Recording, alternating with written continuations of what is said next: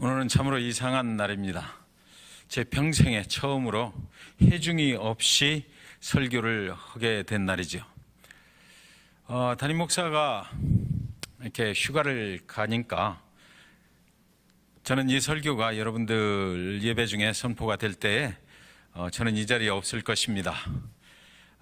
그러나 제가 추측하건대 담임 목사가 설교단에 서서 설교를 할 때보다 여러분들 표정이 더 활짝 피고 더 좋아하시고 더 기뻐하시고 더 화목하고 더 사랑이 충만한 그런 분위기 가운데 하나님을 예배하게 될 것이다, 이렇게 생각을 해봅니다. 제가 없는 것이 오히려 여러분들에게 도움이 된다, 이런 생각 아니겠습니까? 여하튼 오늘도 또 여러분들이 이 자리에 계신 것처럼 생각을 하고 저는 이 빈 성전에서 설교 말씀을 증거하도록 하겠습니다. 본문 말씀은 누가복음 15장 26절부터 32절까지 여러분들이 다 읽으셨죠? 그리고 제목은 연극이 끝날 때입니다. 연극이 시작되고 커튼이 위로 올라가고 또는 양옆으로 쭉 열리고 이미 세팅 해놓은 그 무대에는 집이 한 채가 보입니다. 그런대로 그냥 괜찮게 살고 있는 그런 집인 것 같습니다. 근데 집 안에는 아버지와 큰 아들이 덩그러니 밖을 쳐다보고 서 있습니다. 집 대문 밖에는 둘째 작은 아들이 열심히 밖으로 뛰어나가는 그런 장면이 연극의 첫 장면으로 이렇게 보여지는 것입니다. 그리고 둘째 아들이 돌아서서 손을 흔듭니다. 아버지, 걱정 마세요. 이 돈 가지고 큰 돈 벌어서 내가 돌아와서 아버지께 효도할게요. 형, 걱정하지 마. 가서 내가 종종 연락할게. 형, 집에서 아버지 잘 보살피고 있으면 돼. 내가 성공해서 돌아올 거야. 아버지 걱정하지 마세요. 내가 성공해서 돌아올 거예요. 아버지 걱정하지 마시고 건강하십시오. 형, 걱정하지 마. 내가 꼭 성공해서 돌아올 거야. 오늘의 본문의 이야기는 여러분이 너무나 잘 알고 있는 그런 이야기 아닙니까? 이야기의 시작은 집에 같이 살고 있던 둘째 아들이, 그때까지 같이 살고 있었는데 그 둘째 아들이 아버지의 집을 떠나는 반역을 해서 이제 아버지와 함께 살지 못하게 됐다. 반역의 이야기로 시작이 됩니다.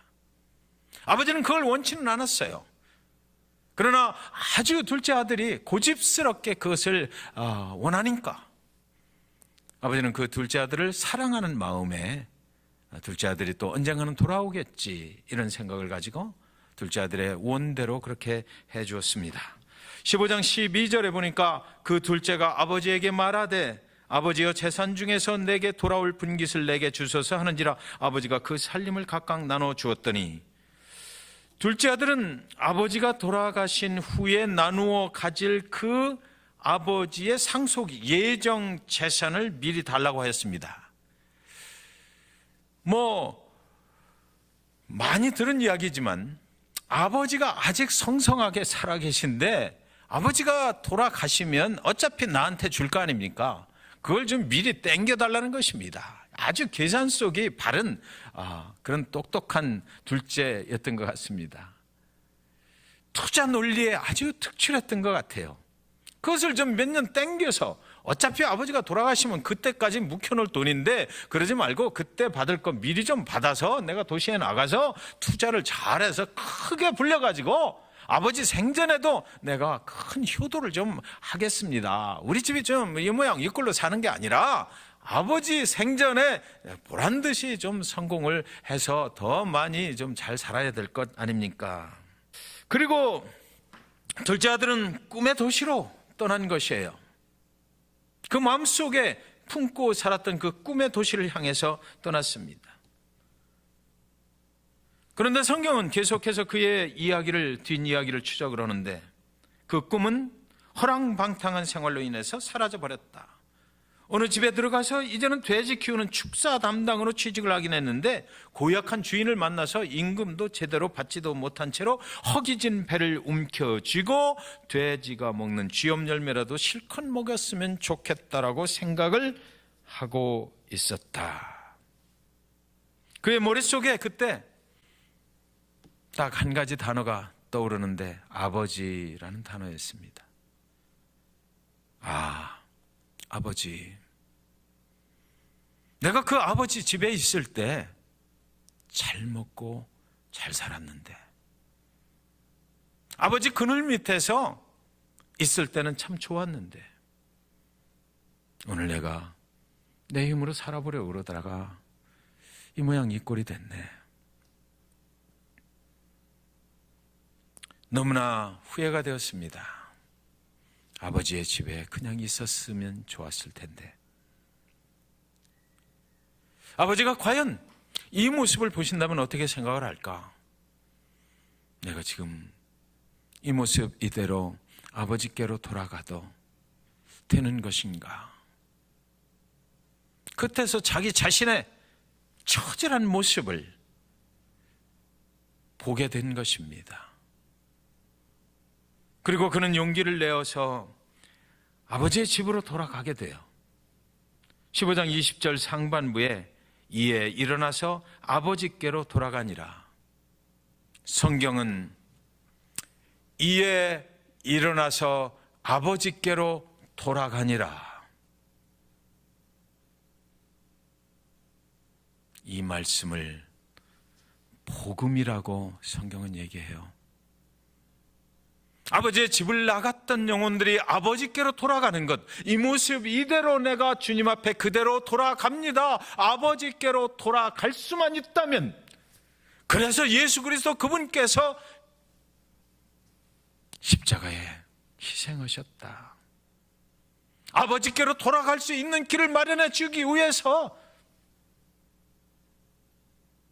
예수님이 그렇게 하셨다. 그래서 저와 여러분이 아버지의 집을 나갔던 사람들이지만, 그러나 그 예수를 믿게 되고 그리고 아버지께로 돌아왔다. 재산을 불려서 돌아온 것이 아니죠. 우리의 모습이 더 아름다워져서 돌아가는 것이 아니죠. 어떤 사람들은 말해요. 내가 좀 돈을 더 많이 벌어놓고 그리고 생활이 더 좀 안정되면 아버지께로 돌아가겠습니다. 교회 나가겠습니다. 그러나 오늘 우리 가운데 나오신 저와 여러분의 모습을 보면 그렇게 해서 아버지께로 돌아온 사람은 아무도 없지 않습니까? 우리가 아버지께로 예수 그리스도를 믿고 돌아온 그 시점을 보면 이 둘째 아들과 너무나 유사하지 않습니까?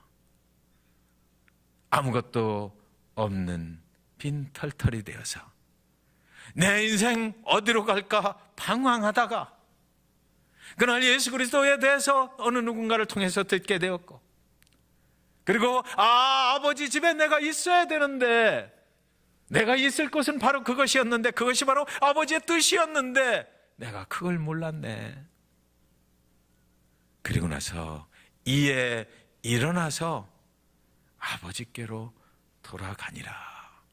저 여러분이 그래서 지금 여기 와서 이 성전에서 나를 받아주시고 나에게 질책하지 아니하시고 나를 용서해 주신 그 주님의 은혜로 하나님을 예배하고 있는 것 아니냐고요.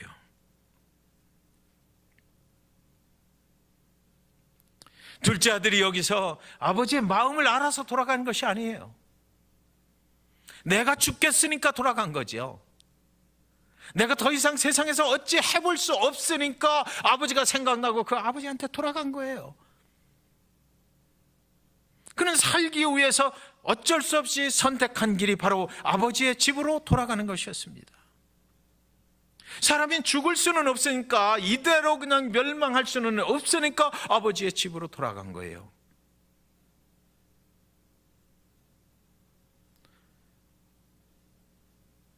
사실 정말 다행스러운 것은 여기서 이 둘째 아들이 그대로 자살해버리지 않았다는 것입니다. 이 고집스러운 둘째 아들이 정말 다행스러운 것은 여기서 그냥 세상으로 정말 끝까지 내가 한번 가보자라고 버티지 않았다라는 거예요. 돌아왔다라는 것입니다. 아버지와 함께 살 수 있는 곳을 생각을 했고 그곳으로 돌아왔다. 이것은 축복이다라는 거죠. 여기까지가 아버지의 집을 나갔던 둘째 아들의 이야기입니다. 그렇다면 아버지, 집에 계신 그 아버지는 어땠을까요, 그동안에? 15장 20절 하반부에 보면 아직도 거리가 먼데 아버지가 그를 보고 측은히 여겨 달려가 목을 안고 입을 맞추니 이렇게 돼 있어요. 여러분, 성경의 기록은 참 신비스럽습니다. 아직도 거리가 먼데 둘째 아들이 집으로 돌아오긴 돌아오는데 그가 아버지의 마음을 알아서 돌아오기에는 아직도 거리가 먼데 그가 돌아올 때 하나님 아버지의 마음을 알아서 돌아온 것은 아닌데 아직도 아버지의 마음을 이해하고 얼마나 나를 사랑하시는지 그 마음을 알고 잃어버린 영혼들에 대해서 얼마나 아버지는 마음이 아파하시는지 그 마음을 알기에는 아직도 거리가 멀지만 그러나 아버지가 그를 보고 측은히 여겨 달려가 나의 사랑하는 아들아, 네가 아직은 내 마음을 잘 모르겠지만 그러나 돌아와 주었다는 그것만으로도 너무나 고맙고 감사해서 목을 안고 입을 맞추고 그것이 아버지의 마음이다라는 것입니다. 네가 집을 나갈 때 약속했던 것처럼 많은 돈을 가지고 돌아오지는 않았지만 부자가 되어서 온 것은 아니지만 돌아오기를 매일같이 기다렸던 내 마음, 그것을 다 이해한 것은 아니지만 돌아온 것, 그것만으로도 됐다. 내가 원하는 것은 네가 돌아와서 나와 함께 살아가는 것이다. 성경은 말해요. 그 둘째 아들이 그 마음을 이해했을까요? 그 깊은 속을 이해했을까요? 아직은 그 마음을 이해하기에는 거리가 멀지만 아버지는 그 아들을 끌어안고 목을 안고 입을 맞춥니다. 측은히 여겼습니다. 얼굴을 보니까 왜 이렇게 상했는지, 밖에 나가서 고생한 그 얼굴 표정에서 끌어안고 그 가슴 속에 들어있는 그 상처의 자국들을 만져주는 것입니다. 잘 왔다. 그동안 아버지는 집에 있는 큰 아들로 인해서 큰 위로를 받고 사셨을 것입니다. 둘째는 집을 나갔지만 그러나 둘째가 집을 나가 있더라도 큰 아들이 그 아버지에게 큰 위로가 됐을 것이에요. 큰아들은 동생이 집을 나가고 아버지를 잘 보살폈을 것입니다. 효도했을 것이에요. 아버지의 마음이 혹시나 집을 나간 동생 때문에 상하실까 봐 항상 걱정이 돼서 모든 농사일도 맡아서 열심히 했을 것입니다. 동생이 있을 때나 없을 때나 집안에 다른 문제가 생기지 않도록, 동생이 없는 것이 표시가 나지 않도록 아주 열심히 일을 했을 것이에요. 그러나 동생이 집을 나간 후로 아버지의 얼굴에서는 더 이상 웃음이 없었습니다. 그분은 웃지를 않으셨어요. 한 번도 마음을 터놓고 껄껄껄 웃어본 적이 없습니다. 그 아버지의 얼굴을 볼 때마다 이 동생이 집을 나간 후에 아버지의 마음이 많이 상하셨구나, 이런 생각이 들었을 것이에요. 아버지의 식탁에는 항상 몇 숟가락 뜨고 밥이 남았습니다. 아무리 맛있는 음식을 차려드려도 아버지는 정말 맛있다라고 말씀은 하셨지만 항상 아버지의 접시에는 밥이 남았어요. 이런 아버지의 마음을 알고 둘째가 돌아온 것은 아니었습니다. 여러분, 아버지의 마음은요,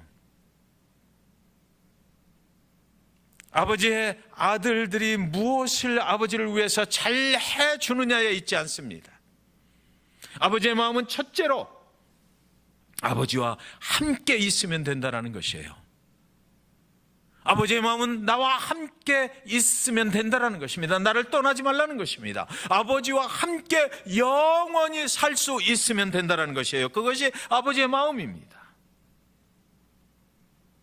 그러나 둘째는 그동안 함께 있지 않았어요. 그런데 지금 이제 돌아오니까 아버지의 마음에 합당하게 된 것입니다. 그는 이제 아버지께로 돌아왔기 때문에 함께 살 수 있게 된 것이에요. 함께 있게 됐다는 것입니다. 이것이 아버지의 마음입니다. 그 전에 둘째가 세상으로 나갔든 어찌됐든 그거 관계없어요. 이제 오늘 현재로부터 앞으로 영원까지 함께 있게만 된다면 아버지는 오케이. 아버지의 마음은 함께 있는 것이에요.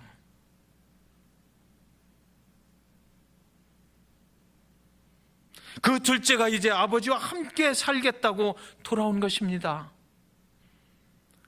모든 방황을 마치고 아버지의 집으로 돌아온 거예요. 그는 아버지와 함께 사는 것을 스스로 포기하고 집을 나갔었지만, 그러나 이제 둘째 아들의 결론은, 그 인생의 결론은 아버지와 함께 사는 곳으로 다시 돌아왔다라는 것이죠. 달려가서 얼굴을 가까이 보니 세상에 이렇게 고생을 했구나. 얼굴이 볼 수 없이 상해 있었습니다. 입을 맞추고 목을 껴안고 돌아와 준 것이 얼마나 고마운지 아버지의 집으로 데리고 돌아오는 순간, 야, 잃어버린 내 아들이 돌아왔다. 내가 원하고 바랬던 것, 내가 그동안 그렇게 원했던 것, 내 아들이 돌아왔다. 잔치를 벌리자 송아지 중에서도 아주 제일 좋은 살찐 송아지를 잡자. 동네 사람들 다 초청해서 큰 잔치를 벌리자. 내 아들이 나에게로 돌아왔다. 나와 함께 살겠다고 돌아왔다라는 것입니다. 꾀죄죄한 옷을 이제 목욕을 시키고 산뜻한 옷으로 갈아입혔습니다. 송아지 굽는 냄새가 동네 가득 진동을 합니다. 아버지는 연신 싱글벙글 둘째가 집을 나간 후에 한 번도 웃어본 일이 없던 그 잃어버렸던 웃음을 회복하고 입이 이렇게 올라가는 것입니다. 동네 사람들 다 초청을 해서 큰 잔치를 벌이는 것이에요. 싱글벙글 덩실덩실. 그동안 그 집안에서 한 번도 이런 큰 잔치가 열린 적이 없는데 아버지의 집에 커다란 잔치가 벌어진 것이지요. 그런데 여러분, 그 집에는 그동안 아버지와 함께 살고 있었던 큰 아들도 있었습니다. 그 잔치가 벌어지는 순간에 큰 아들은 들에서 열심히 일을 하고 있었어요. 내가 아버지를 잘 보살피어야지라는 그 생각 때문에 작은 아들이 동생이 돌아온 줄 모르고 그 순간에도 그는 들에서 열심히 일을 하고 있었습니다. 그러다가 문득 아버지는 지금 집에 홀로 계실 텐데 별일 없으실까 걱정이 돼서 집 쪽으로 이렇게 일어나서 눈을 돌리는 순간 자기 집에서 고기 굽는 연기가 올라오는 것입니다. 바베큐 스멜이 그 들녘까지 설설설설 불어오는 것이에요.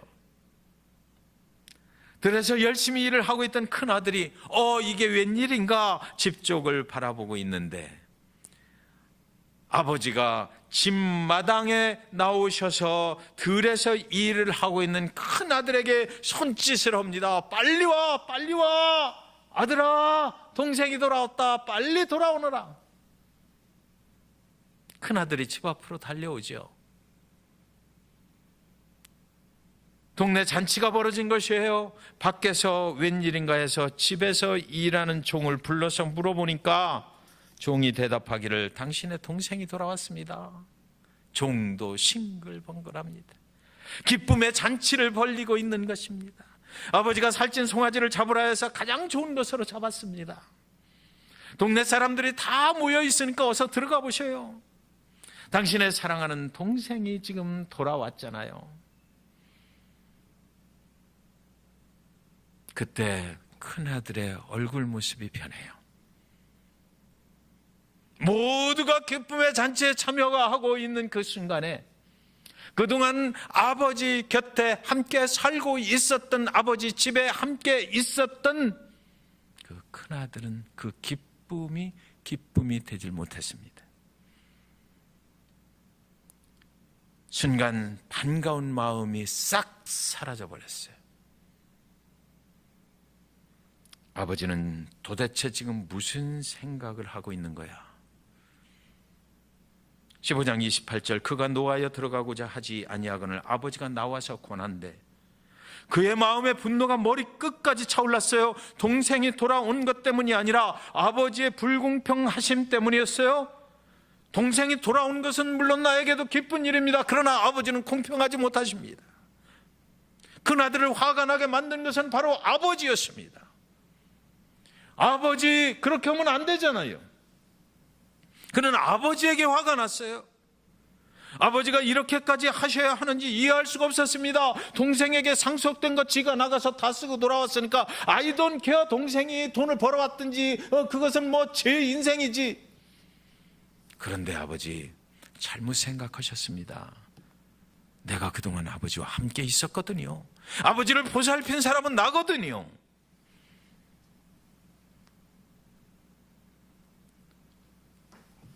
자기가 그동안 열심히 길렀던 송아지들이 있는 외양간을 쳐다보는데 큰아들이 가장 소중하게 여기고 가장 풀도 많이 주고 잘 먹여와서 살찌게 만들어 놨던 그 송아지가 보이질 않는 것입니다. 아버지, 지금 도대체 무슨 짓을 하고 있는 거예요?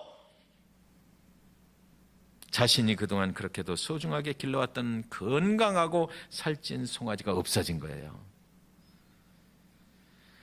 여러분, 성경은 그날 큰아들은 집 대문 안으로 들어왔다라고 기록되어 있지 않습니다. 집 밖에 서 있었어요. 그리고 아버지가 나와서 권한대 그랬습니다. 대문 밖에 서 있는 그 큰 아들에게 아버지가 찾아왔어요. 둘째 아들이 돌아올 때 아버지가 그 둘째 아들을 마중 나왔던 것과 마찬가지로 이제는 큰 아들이 대문 밖에서 들어오질 않으니까 아버지가 그 큰 아들을 나와서 권하되 들어가자. 네 사랑하는 동생이 돌아왔지 않느냐. 아버지는요, 아버지의 마음은 두 아들이 모두 다 함께 대문 안에 아버지와 함께 거하는 것입니다.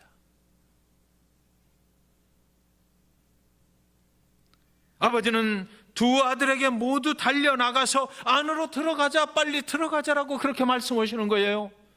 아들들이 어떻게 했든 그것은 관계없이 오늘 현재 그리고 영원까지 나와 함께 가야 된다는 것이죠. 들어와라, 나에게 돌아와라. 그래서 나와 함께 가자, 함께 살고 함께 가자, 내 안에 있어야 된다라는 것이 아버지의 뜻입니다. 그리고 난 다음에, 함께 살고 난 다음에 이제 아버지의 마음을 이해하면서, 아버지의 뜻을 이해하면서 함께 살아가는 것, 그것이 아버지의 뜻이에요. 첫째는 두 아들 모두가 아버지와 함께 사는 것입니다. 15장 29절에 아버지께 대답하여 이르되 내가 여러 해 아버지를 섬겨 명을 어기며거늘 내게는 염소 새끼라도 주어 나와 내 볏으로 즐기게 하신 일이 없더니. 큰아들은 굉장히 똑똑하고 머리가 좋아요. 논리적이었습니다. 제대로 따져냅니다. 큰아들이 아주 바른 말을 하고 있잖아요. 큰아들이 아버지 앞에 하는 말은 진실입니다. 팩트가 이겁니다. 그는 그렇게 여러 해 동안 아버지를 섬겨왔거든요. 아버지를 보호해온 사람은 자기 자신이잖아요. 그런데도 아버지는 자신을 위해는, 나를 위해서는 한 번도 이런 잔치를 벌려주신 일이 없어요. 그런데 오늘 세상에 나가 허랑방탕 장녀들과 어울리고 빈 털털이 거지가 되어서 돌아온 둘째를 위해서 이렇게 큰 잔치를 벌린다는 것이 말이 됩니까? 이것이 정상적인 사람의 생각이란 말입니까? 이것을 가지고 세상 법정에 내가 아버지를 고소를 해버리면 아버지는 분명히 감옥에 가게 되어 있다는 것입니다. 아버지 잘못됐습니다. 누가 들어도 그의 말에는 빈틈이 없어요.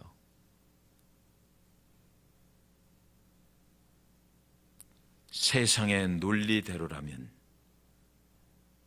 아버지의 잘못입니다. 그것은 아버지가 잘못하는 일이에요. 아버지는 공평하신 아버지가 아니라는 것이거든요. 세상의 논리대로라면 이것은 아버지가 분명히 불공평하신 것입니다. 15장 31절 32절 아버지가 이르되 예 너는 항상 나와 함께 있으니 이것이 다 내 것이로되 이 네 동생은 죽었다가 살아났으면 내가 잃었다가 얻었기로 우리가 즐거워하고 기뻐하는 것이 마땅하다 하니라. 큰아들의 생각에 아버지의 집에서 아버지께 헌신한 나를 위하여 잔치를 벌리는 것이 마땅한 것입니다. 그러나 아버지의 생각은 잃어버렸다가 다시 찾은 둘째를 위하여 잔치를 벌리는 것이 마땅한 것입니다. 큰아들의 생각과 아버지의 생각이 달라요. 우리가 믿는 아버지의 마음이 아버지의 집에 항상 와서 예배를 하는 저와 여러분의 마음과 다를 수 있다라고 지금 성경은 말하는 것이죠. 여러분이 아무리 아버지 집에 함께 있어도 아버지의 마음을 제대로 이해하지 못하고 함께 살 수 있다라는 것이에요.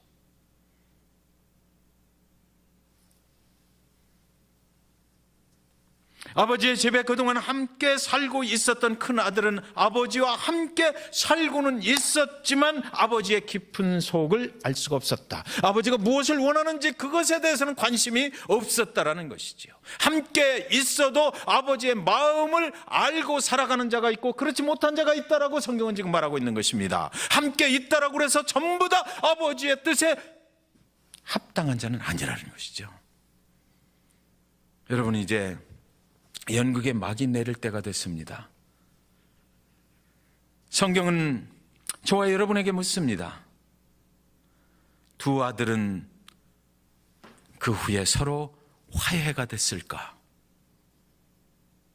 이제 큰 아들이 집을 나가는 것은 아닌가? 성경은 더 이상 아무것도 기록해 놓지 않아요. 예수님의 잃어버린 아들의 비유는 그 질문의 답을 이제 저와 여러분에게 맡기고 연극의 문을 닫는 것입니다. 무대의 커튼이 서서히 내려올 때에 무대 뒤에는, 무대 위에 보이는 마지막 장면 속에는 아버지와 돌아온 둘째 아들이 대문 안에 있습니다. 많은 동네 사람들도 집안에 돌아온 아들 곁에서 함께 기뻐하며 있습니다.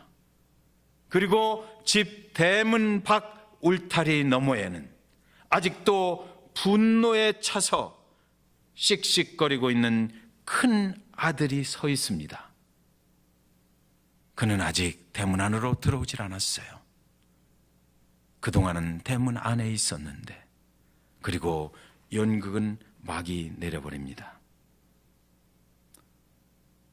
연극이 시작될 때 대문 밖에는 돌아오는 아들이 있었고, 그리고 연극이 끝날 때 대문 밖에는 그동안 아버지와 함께 살고 있었던 큰 아들이 서 있는 거예요.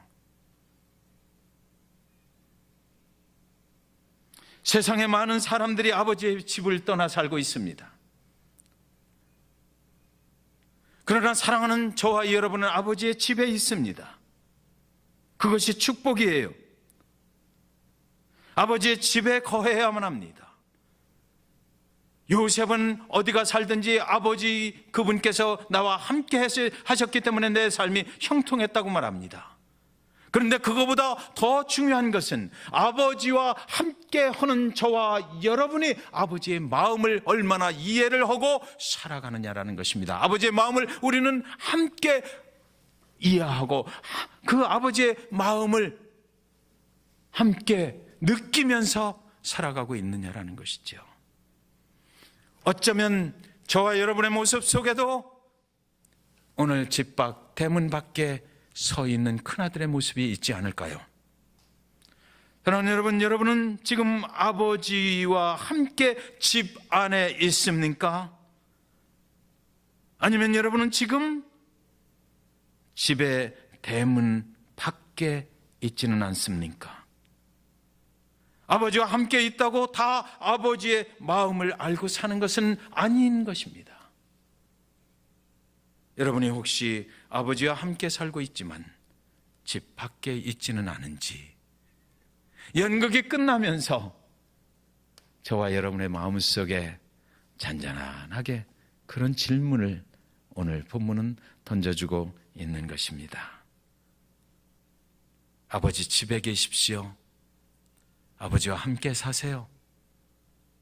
함께 살면서 아버지가 원하는 것이 무엇인지, 모든 영혼들이 아버지 집으로 돌아오는 것, 그것을 이해하고 그 일을 위해서 아버지와 함께 동역하시는 복된 인생 살아가시기를 주님의 이름으로 간절히 축원드립니다. 기도하겠습니다.